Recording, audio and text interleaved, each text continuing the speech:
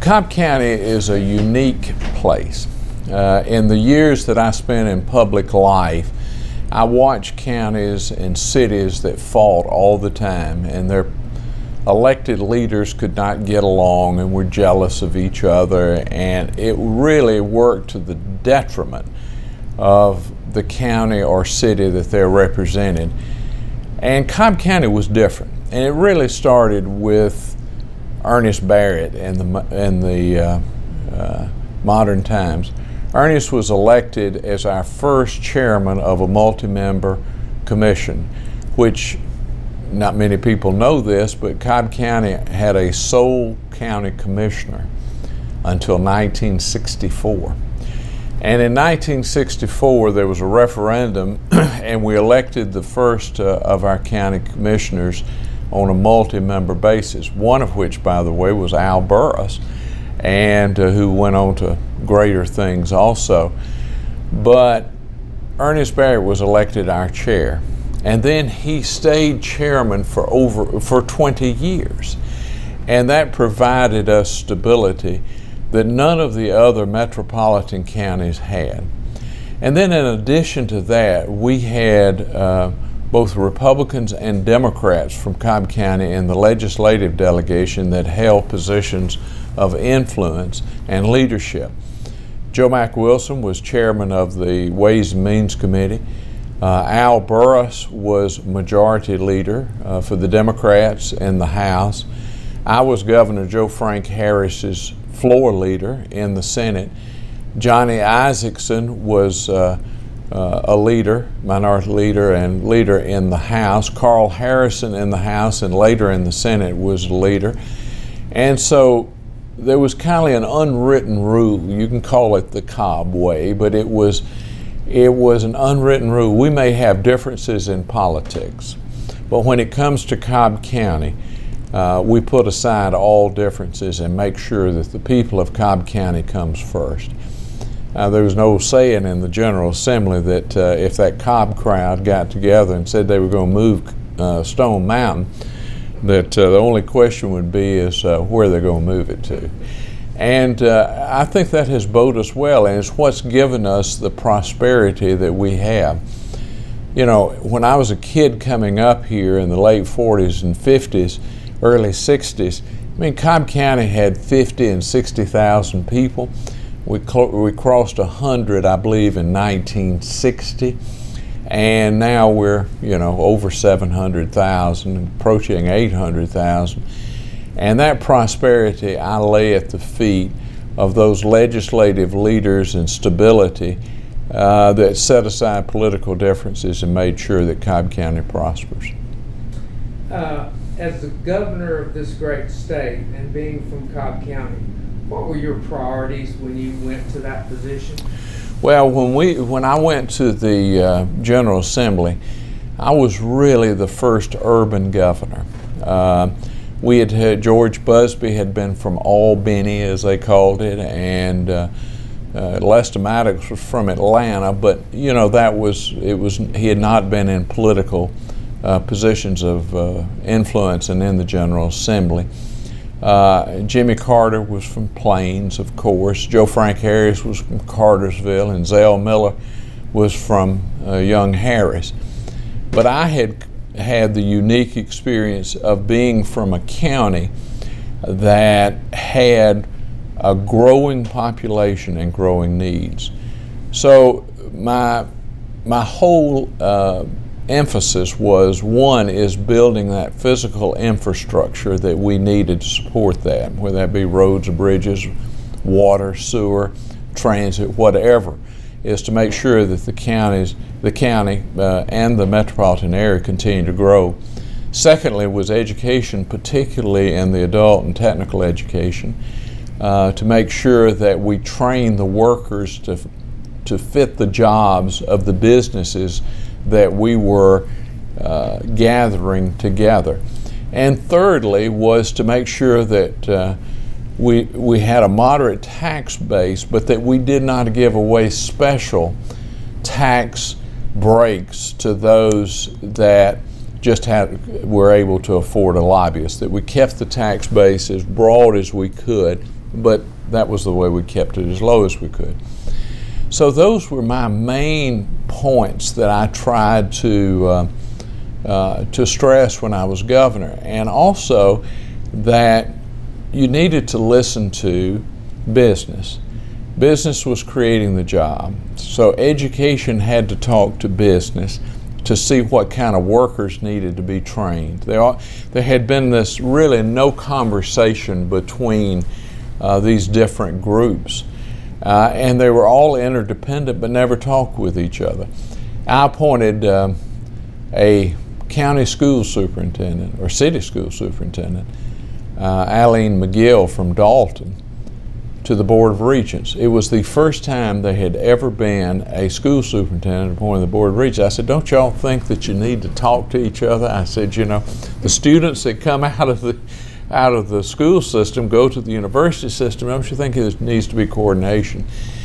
And I really pushed that so that we made sure that there was a conversation that occurred and a cooperation that occurred. Sometimes that cooperation was difficult. There had to be a carrot, and not very often, but sometimes a stick also.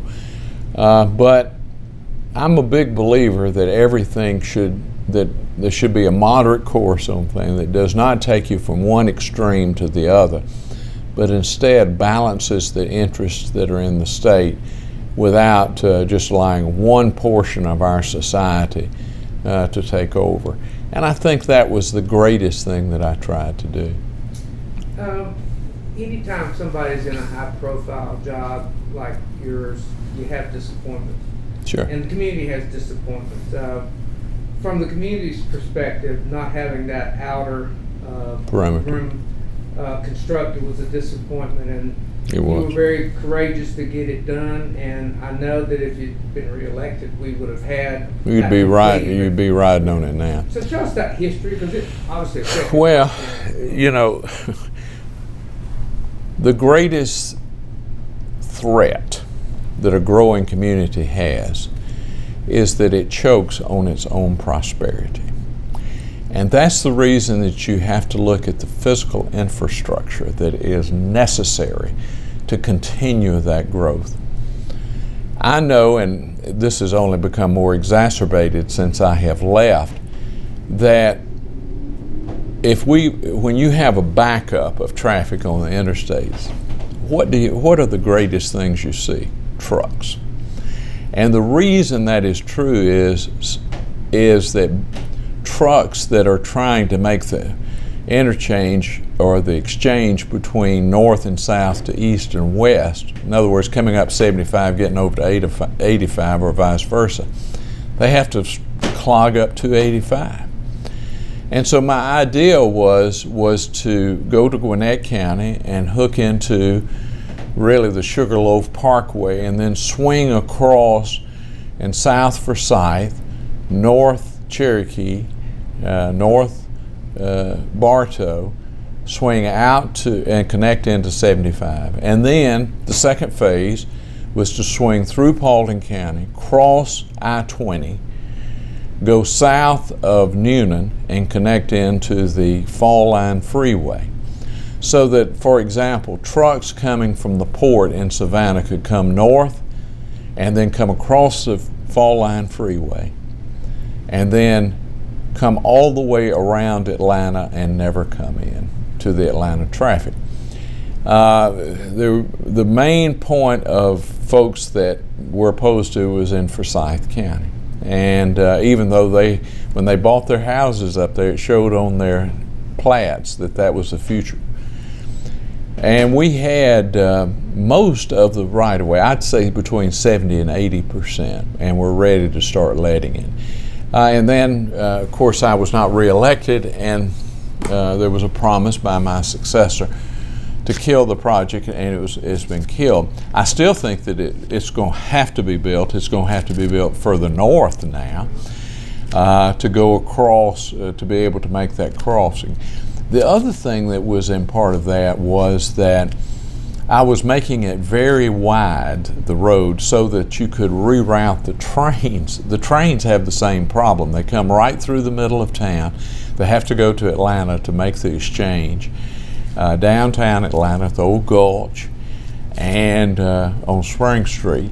And I was trying to allow that to be done north of Atlanta, and then follow that right-of-way that we were building for the road so that you could pull those trains out.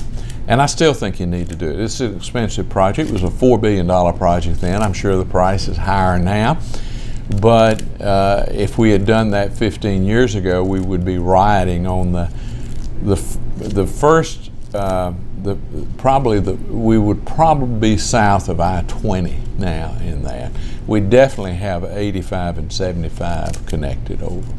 I thought it was important for Cobb County. I thought it was important for the whole region. And remember, it is this region that is the economic generator for the state. 57% of the population is in these counties around Atlanta, and you have to make sure that traffic can move. I remember a conversation, I won't name the company, but I remember the conversation I had with a company about expanding. And they had a headquarters, not a headquarters, but they had a facility on 285 on the north side. And I was talking to the CEO about, I knew they were considering a expansion. I called him and I told him, I said, I really want you to come here. He said, Governor, I'd love to come there, but he says, you got to do something about that traffic down there. I can't get my workers in there now. And that really brought it home to me that you had to have something to be done. And I'll tell you one other thing that I would have done. The state of Georgia owns the Western Atlantic Railroad that goes from Atlanta downtown on Spring Street all the way to Chattanooga. It's leased to the CSX Railroad. It's up for renewal now. If the state does not get the right to access that right-of-way and to be able to build transportation facility in that right-of-way, we're going to regret it. And the lease that the General Assembly has authorized is another 50-year lease, and that needs to be done. I mean, and now the railroad will fight it because they don't want anybody on their right-of-way. But it's our right-of-way, it's the people's right-of-way, and now's the time to strike that deal. Well, Lindsey Tippins and I've been down. Okay, I'm sorry. Lindsey Tippins and I've been down a couple times trying to make that point because the contract's written, it's just not signed. I know it. We got to stop that. Just absolutely. Well, there's only one person who can stop it, and that's the governor. I mean, I am shocked it didn't get more play in the press during the session, but that's got to be done. Yeah, it's a shame. How would you like history to remember you? Well, don't be modest. Yeah, look back at the history of Cobb County. I don't think any of us can dictate how history is going to view us. I leave that up to the historians of another generation. I would hope, even though I didn't accomplish everything I wanted, I would hope that it would be looked upon that I tried and that I took on controversial issues. I did not pass them to the next generation. I tried to solve them while they were still on my desk. And to be quite frank with you, I think that's one of the things that we need today is some one-term legislators and one-term governors and one-term congressmen that said, I don't care about getting reelected. I'm going to fix this and be done with it. And I think history would treat them much better than the way they're going to treat them now. In Cobb County, what do you think were the 3 or 4 biggest events or decisions that were made that kept us from going the wrong way and then going the right way? Last 25, 30 years. Well, I think Ernest Barrett started it. I don't think there's any question about that. One of the things that Ernest Barrett did was very controversial, was to put in a sewer system. And I think that people, those are things that say, oh, sewage and all that other stuff. But if we had not had that infrastructure, I think this would be a different place. The second thing is these two colleges, which are now consolidated, but Southern Tech and Kennesaw State. I think that we would be a much different place if it were not for Kennesaw State and Southern Tech, which, as I said, have now been merged into Kennesaw State. Kennesaw State was, or Kennesaw Junior College, as it was called at the time, was supposed to go to Cartersville, and it was because of the legislative delegation, and really the way they took it away from Cartersville was that Cobb County and its legislative delegation and the city of Marietta came forward and bought the land and says, we'll pay for the land so you won't have to acquire it, and added other infrastructures. And it's a good example of that Cobb way that we've talked about. And so I think that if we hadn't had the sewer system, if we had not had the two colleges, and I think that if we did not have today Chattahoochee Tech, which has turned out to be one of the best technical colleges in the Southeast, if not the nation, and matching up the skills of workers to the type of businesses that we're attracting, I think this would be a completely different county. So Lockheed has been a big part of it. It has. Talk to me about Lockheed and its role over the past 30, 40 years. Well, Lockheed, when I was a kid in this county, there was no, Lockheed was employing 30 and 35,000 people, down to 2,000 or 3,000 now.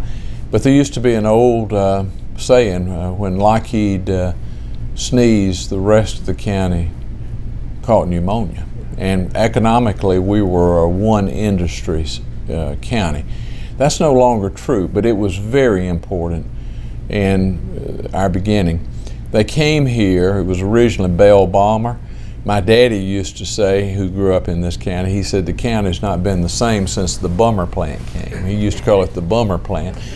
And it's true that what happened was Bell Balmer and then Lockheed changed the county and gave it the first spurt, but without the leadership and without the other things that I've talked about, I don't think that it would have made any difference. Lockheed has 2,000 to 3,000 employees now, and we really don't even feel it.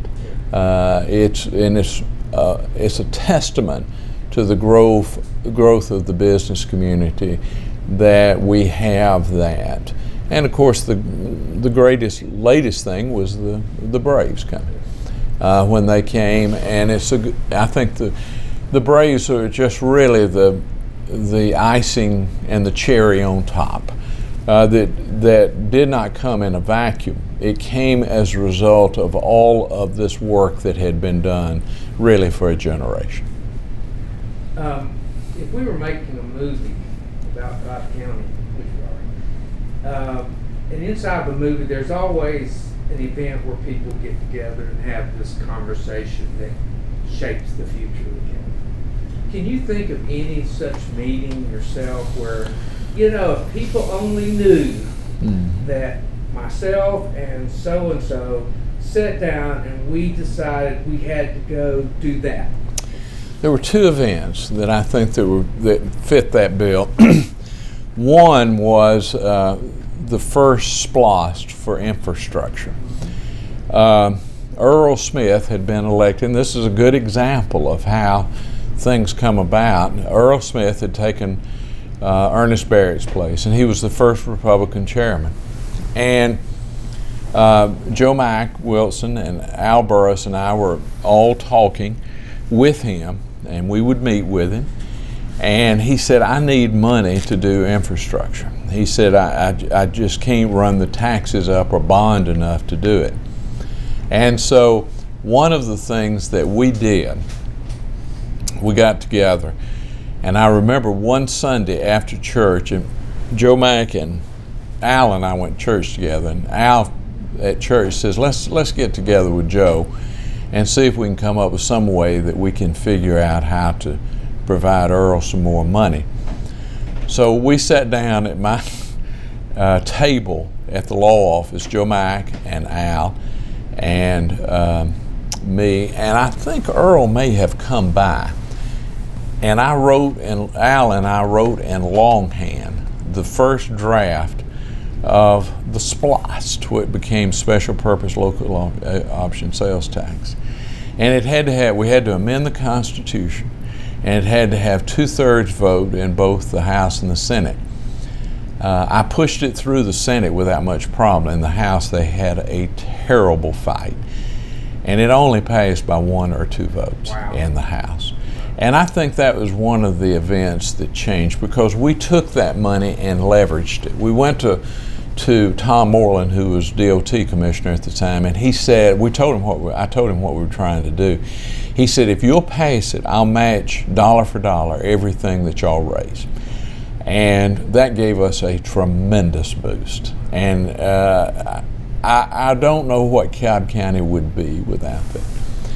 The other one, I think, was the conversion of Kennesaw Junior College to a 4-year institution. I was in the General Assembly, and Al and Joe were, of course, leaders, and Johnny was too. And we all decided that we would try to get them converted to a 4-year institution, which the Board of Regents was opposed to. We went to the Board of Regents. They kind of poo-pooed us. So because Joe Mack was chairman of Ways and Means and I was on the conference committee and I was governor's floor leader, we just put the money in the budget, in the Regents' budget, and told them they had to change it. And they did. And they converted. And we were really the first one ever converted from a 2 to a 4-year college. I think Cobb County would be much different than that. And then one other is something that John Williams and Johnny Isaacson and I did. And that was the first CID, Community Improvement District, so that you could we were trying to figure out a way to fund what is now called the Kennedy Interchange, because that Galleria area was so congested in those years. And so what we did was, we had seen, Johnny and I had both researched and seen, and so had John, seen some of these special tax districts. And so what we did was, Johnny and I, and then John Williams gave the input, and then I was kind of the scrivener, and we passed it back and forth, and Johnny and I introduced it and took a constitutional amendment also. But now we have, the Cumberland, you have the town center. I'd hate to see where we would be without those community improvement districts. And this county, I think Cobb County has used them the most effectively of any county, because they have really leveraged the funds.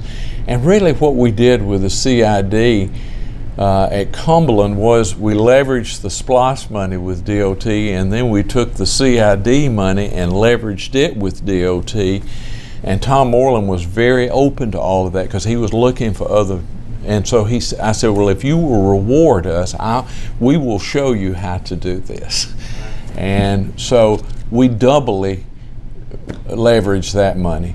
So I think those 3 things right there, if you had not been there or had not seen that, where would we be today? And I think we would be a much different place. And it was really the leadership, both Republican and Democrat, that worked together, again in that Cobb way, that showed the rest of the state, this is how you do it. This is a hard question. Where is the leadership like you provided going to come from in the future? One of the things, Paul Coverdale, was one of my best friends, I spoke at his funeral. I'm a Democrat and he was a Republican. We were very good friends. And in the early 1980s, 80 or 81, when we were doing reapportionment, both the Senate leadership sent Paul and me to visit with the Department of Justice about reapportionment and the Voting Rights Act. Paul and I went up on the airplane together, and we shared a cab, of course, to go over to the Department of Justice. And as we were passing the Lincoln Memorial and Washington Memorial and the Jefferson Memorial, I asked Paul, I said, Paul, where are the Jeffersons and the Lincolns and the Washingtons? And he had something that stuck with me all this year. He said something. He said, they're there. They're just waiting for a crisis so they can arise to solve it. I hope that's true. I'm very disappointed in what I see on a national level and to a less extent on the state level. I think local leaders are probably the best folks about getting things done. When you turn on the water faucet, if the water does not come out, or you flush the commode and the commode doesn't flush out, or you dial 911 and a police officer does not show up, the people will vote you out of office in a heartbeat. So they have to work with each other.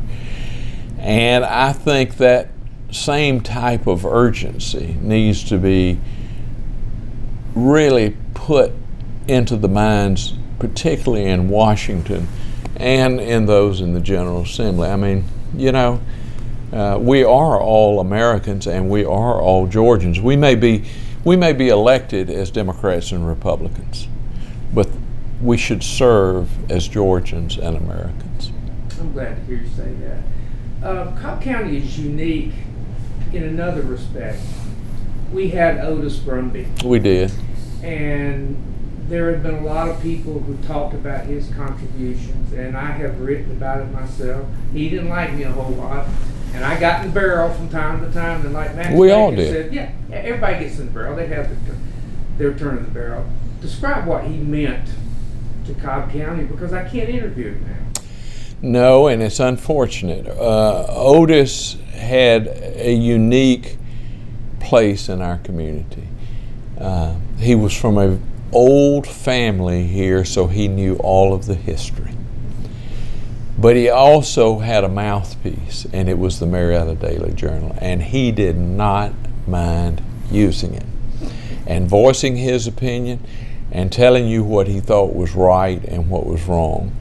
I don't think that you can underestimate the influence that Otis had over the years in this community. I mean, he is the one that pushed Ernest Barrett and supported Ernest Barrett editorially, and he would support those of us, that were trying to do something. That didn't mean he wasn't going to pop us from time to time, because he did.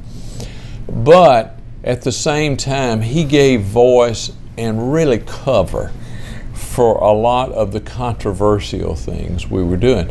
Now you just think about it. Who in the world, for example, in the SPLOST, would sit down and try to come up with an idea to be imposed a tax on folks, even though we knew that it had to be by referendum, and he agreed to that.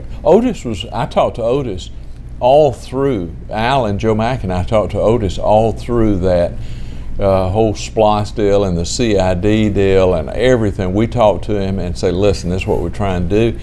And he would hold a confidence, by the way. If you told him, says, now you got to help us with this at a particular time, but don't let it out of the bag until we can get it lined up, he would.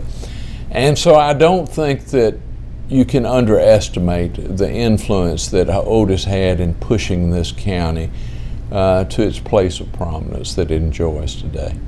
Well, in a lot of counties, you see illegal, immoral stuff going on. From my perspective, Otis kept that from happening. Absolutely. If you were messing around with people's money, he was going to find out, he's going to skewer you. Listen, I was his lawyer, so I know exactly. I mean, he would call me up sometimes at night and he says, I think so-and-so's dipping in a little bit. And he'd say, I'd always take my pad when he said that and so I could say, I want you to make an open records request on bam, bam, bam, bam, bam. I want you to look at this. And then he kept everything transparent. I mean, he and Bill Kenney had 1 million sources. I told him one time, I said, you don't need the Open Records Act. I said, there's somebody at every closed meeting is going to tell you exactly what happened. And he would laugh about that. And but he did. And if he went after you, it was relentless. And I agree with you. I think that one of the reasons we have not had great corruption in this county has been because of the influence of Otis Brumby. I think so as well. Well, we've done enough talking, Okay. but this was wonderful. Gee whiz. And if you think of some other things, I will. Yeah, we ought to do. This is history. I'll tell you what got me on this journey. My dad passed away 2 years ago at the age of 95. Oh. And I always wanted to videotape him talking about history. Ooh, that's all right. I did my daddy too. They came out and did, Kennesaw came out and did an oral history of my daddy in the 80s. They're talking to him about how they